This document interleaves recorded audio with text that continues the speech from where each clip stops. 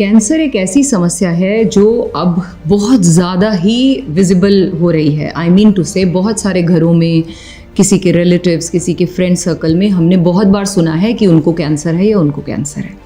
अब हम जो आज बात करने वाली हूँ मैं बहुत ही इम्पॉर्टेंट है, जिन्हें कैंसर है उनके लिए भी, उनके सगे संबंधियों के लिए भी, और कैंसर जैसी खतरनाक बीमारी से बचने के बारे में भी है।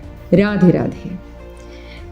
कैंसर शरीर में होना, पहले तो ये समझना बहुत इंपॉर्टेंट है और मैं बड़ी नॉर्मल लैंग्वेज में आपको समझाऊंगी और ये वीडियो एंड तक देखिएगा, आपको बहुत ज़्यादा इन्फॉर्मेशन इसमें मिलने वाली है। कैंसर का होना शरीर में ये इतना स्वाभाविक नहीं है जितना अब आराम से लोगों को सुनने में मिल रहा है कि उनको कैंसर हो गया, दूसरे को कैंसर हो गया। हमारी बॉडी में इतने सारे भगवान ने बैरिकेड लगाए हैं, मैं वर्ड बैरिकेड यूज़ कर रही हूँ बिकॉज मैं आपको एक एग्जाम्पल देने वाली हूँ। इतने बैरिकेड लगाए हैं कि वहाँ बॉडी में, शरीर में कैंसर का आना नामुमकिन के बराबर है, फिर भी हो रहा है। अब कैसे? इट्स समथिंग लाइक मुझे अमेरिका के प्रेसिडेंट के गले को पकड़ना है। What am I saying? I don't want to disrespect him, but I'm just telling you, अगर ऐसा कर रहे हैं, मैंने कॉलर पकड़ना है उनका, तो क्या मैं आसानी से पहुंच पाऊंगी? बताइए सोचकर। तो क्या करना होगा? पहले तो बहुत सारे सिक्योरिटी चेक्स होंगे, बीच में बैरिकेड लगे होंगे, वो मेरे कपड़ों का सिक्योरिटी, मेरे बैगेज की सिक्योरिटी, कुछ कॉइन्स नहीं ले जाने देंगे, कुछ स्टील का होगा वो नहीं ले जाने देंगे, कुछ लेदर का है, मतलब there are many checks there.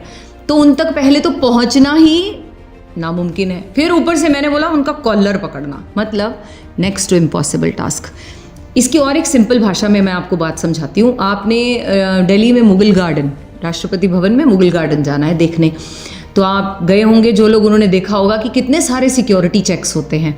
आपको गार्ड रोकेंगे, फिर आपको आगे जाकर सिक्योरिटी स्कैन से निकलना पड़ेगा, फिर अगर आपके पास कॉइन्स हैं वहाँ सबमिट होंगे, पर्स सबमिट होगा, आपका मोबाइल सबमिट होगा, कोई मेटल डिटेक्टर के साथ कोई मेटल डिटेक्ट हुआ वो सबमिट होगा, तब जाकर आप एक गार्डन देखने के लिए जा रहे हैं। आप प्रेसिडेंट से भी नहीं मिलने जा रहे, गार्डन देखने जा रहे हैं। इसका मतलब इतने सारे बैरिकेड्स के बाद आप वहाँ तक पहुँच पाते हैं। शरीर में भी कुछ ऐसा ही है। शरीर में नेचर ने इतने बैरिकेड लगाए हैं कि कैंसर तक पहुँचना नामुमकिन है, लेकिन फिर भी शरीरों में कैंसर हो रहा है। दो कारण हो सकते हैं जो कि आपको मैं आप ही की भाषा में समझाने वाली हूँ। Hardware reasons and software reasons. Computer में दो तरह के हम मानते हैं कि भाई दो सॉफ्टवेयर्स हैं, हार्डवेयर होता है और सॉफ्टवेयर होता है, दो कंपोनेंट्स हैं जिससे मिलकर कंप्यूटर बना है। हार्डवेयर यानी द आउटर बॉडी, सॉफ्टवेयर यानी अंदर जो प्रोग्राम्स डाल रखे हैं। सिमिलरली दिस बॉडी, यहाँ मेरा हार्डवेयर रीजन का मतलब है हमारा डाइट, हमारा लाइफस्टाइल, नंबर 1। सॉफ्टवेयर जो मेरा रीजन है वो सुनकर आप हैरान हो जाएंगे कि जिसकी वजह से भी कैंसर होता है, वो है इमोशनल डिसबैलेंस, कमी, प्यार की कमी, नम्रता और सहजता की कमी, किसी से अच्छे बोल नहीं सुन पाते, उसमें थोड़ा सा वल्नरेबल होना, मतलब थोड़ी सी वल्नरेबिलिटी जो है, आई मीन टू से एक्सक्लूजन्स फील करना, मुझे कोई प्यार नहीं करता, ये सब भाव मिलकर मेरे सॉफ्टवेयर को डिस्टर्ब करते हैं। अब हमने पढ़ लिया, किताबों में देख लिया कैंसर, सुन लिया किसी का, तो हमें खुद ही नाम लेते हुए डर लगता है कि भाई कहीं हमें ना हो जाए, और परमात्मा करे किसी को ना हो, सब हेल्दी रहें। सो जब ये सुनने में डर लगता है तो हम अपने लाइफस्टाइल को तो बदलाव ले आते हैं, लाइफस्टाइल में बदलाव ले आते हैं। हम खाना सही टाइम पर खाने लगते हैं, सही खाना खाने लगते हैं, अपना रात को टाइम पर सोना, सुबह नॉर्मल टाइम पर उठना, ये सब चेंजेस ला पाते हैं। What about this software changes? वहाँ थोड़ी सी कमी है। अब आपने जो स्कैन करना है, लाइफस्टाइल तो ठीक कर लिया, अब स्कैन कीजिए अपने विचारों को, शुरू से लेकर अभी तक के आपके जो मन के विचार हैं। क्या किसी के लिए कुछ अंदर जेलसी भाव, आप कहेंगे नहीं नहीं नहीं हम तो बिल्कुल जेलस नहीं, होता है, उसने देखिए कितना ग्रो कर लिया, आपके भाई ने कितना ग्रो कर लिया, आप अभी तक वहीं के वहीं हैं। देखिए आपकी बहन कितना अच्छा काम कर रही है, आपसे कुछ नहीं हो रहा। मेरी फ्रेंड देखो वो सब काम कर पा रही है, फॉरेन भी चली गई, जॉब भी करती है, मैं तो घर में बैठी रहती हूँ। ये जो विचार हैं, ये बहुत छोटी सी बात है वैसे, अब आपको कि डिस्कशन है, ये तो जनरल नहीं, ये हमारे सबकॉन्शियस माइंड में परतें जमते जा रही हैं।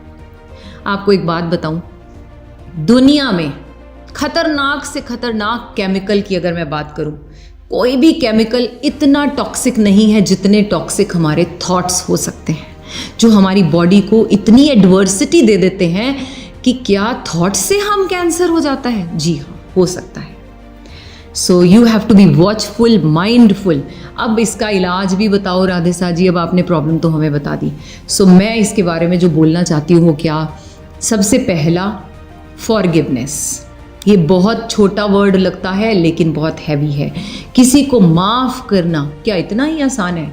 बिल्कुल बहुत आसान है। हमने कॉम्प्लिकेट कर रखा है, हमारी वो जो सो कॉल्ड फॉल्स ईगो वो बीच में आ जाती है।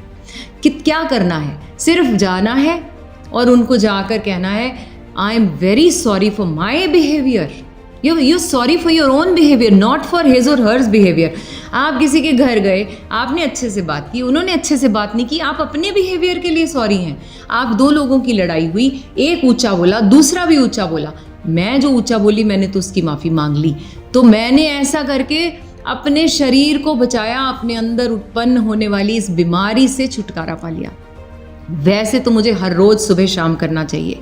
जैनिज़्म में बहुत ही अच्छी प्रथा है, वो हर रोज़ माफ़ी मांगते हैं, फॉरगिव करते हैं। माफ़ी मांगना और किसी को माफ़ करना सबसे बड़ा दान है।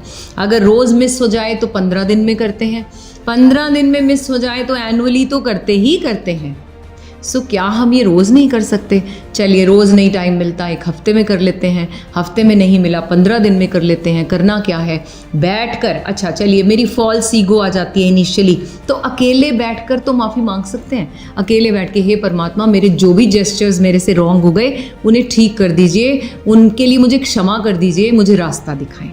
अब एक और जो चीज़, ये तो हो गया फॉरगिवनेस, इसके लिए तो प्रैक्टिस करना पड़ेगा, इतना मुश्किल नहीं है। जिनके घर में कैंसर पेशेंट्स हैं उन्होंने कैसे डील करना है, अब जिसको कैंसर हो गया है उसके बारे में भी कुछ बात करते हैं। सबसे पहली बात, आपके फ्रेंड सर्कल में है, आपके रिश्तेदार में किसी को है, तो आप जब, अब देखिए हमारा फ़र्ज़ बनता है, सोसाइटी में रहते हैं कि हम उनके घर उनका पता लेने जाते हैं, पूछने जाते हैं कि भाई अब आप ठीक हैं, आपकी जो कीमो हुई है वो ठीक हो गई है, पेनफुल तो नहीं है, ये सब। लेकिन मेरा मानना है आप जाएं ज़रूर, मिलें ज़रूर, लेकिन वही बीमारी वाली बातें ना दोहराएं। बार बार उनसे वही बात पूछना, जो जिस दर्द से वो गुजर रहे हैं उन्हें बार बार हर बार उस दर्द से निकालना, I don't think so, it's a good idea. आप एज फ्रेंड जा रहे हैं, एज रिलेटिव जा रहे हैं, पुरानी बातें कीजिए, पुरानी एल्बम खोलकर बैठ जाएं, कोई पुराने गाने चलाएं और फिर अंताक्षरी खेलें। मतलब अगर कुछ ऐसा कर सकते हैं so you most welcome, you should go to that place. अगर आपके नेचर में ऐसा नहीं है, आपने जाकर वहाँ उदासी फैलानी है या आप उदास हैं, सो बेटर टू अवॉइड, क्योंकि ये किसी के लाइफ की बात है, उस फैमिली के एक इम्पॉर्टेंट मेंबर की बात है। अब जो घर के मेंबर्स हैं, प्लीज़ उन्हें, जो पेशेंट है उसे इस तरह से ना देखें कि वो बहुत तरस के लिए आपका मांग रहे हैं। प्लीज़ बिल्कुल ऐसा मत करें। Treat them as normal person. अगर किसी को भी घर में है उन्हें वैसे ही ट्रीट करें जैसे आप पहले करते थे। सबसे इम्पॉर्टेंट बात, मैं एक डॉक्टर के ऑफिस में गई, वहाँ लिखा था, डॉक्टर थे, ऑन्कोलॉजिस्ट थे, कैंसर स्पेशलिस्ट, और हमारी रिसर्च उनके साथ चलती रहती है, ज्ञान एक दूसरे को हम शेयर करते रहते हैं। उनके क्लिनिक के बाहर लिखा था love cures cancer. Yes, that's the treatment of cancer.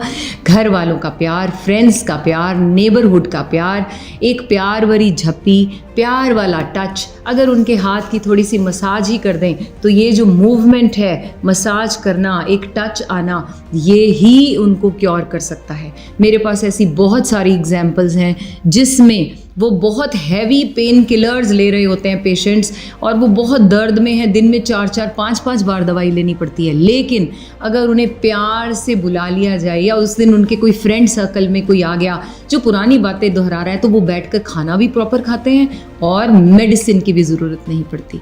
सो क्या हम सब मिलकर इस कैंसर जैसी बीमारी के साथ उस पेशेंट की मदद कर सकते हैं लड़ने के लिए? आई एम श्योर हम सब कर सकते हैं। सो करना क्या है, अपने बिहेवियर में चेंजेस लाने हैं, अपने ऊपर भी इस बात को लागू करना है। जो पुरानी बातें आप लेकर बैठे हैं उन्हें प्लीज़ माइनस कर दीजिए। जो निकल गया वो तो निकल गया। अब आपने करना किया क्या, देखिए, जब मेरे साथ किसी ने बुरा किया, मैंने उसको सुबह शाम दोहराया, उसकी चालीसा बना ली, सुबह शाम जो घर आया उसके बारे में बताया। क्या वो इफेक्ट हो रहा है? जी नहीं, आप हो रहे हैं। सो इस टॉक्सिक थॉट्स के जो स्प्रेड करते हैं, स्प्रे करते हैं हम घर में बैठकर एक दूसरे के साथ, इसे बंद करना है। तो फिर क्या होगा, बॉडी हेल्दी रहेगी, वही तो हमारा काम है। राधे राधे।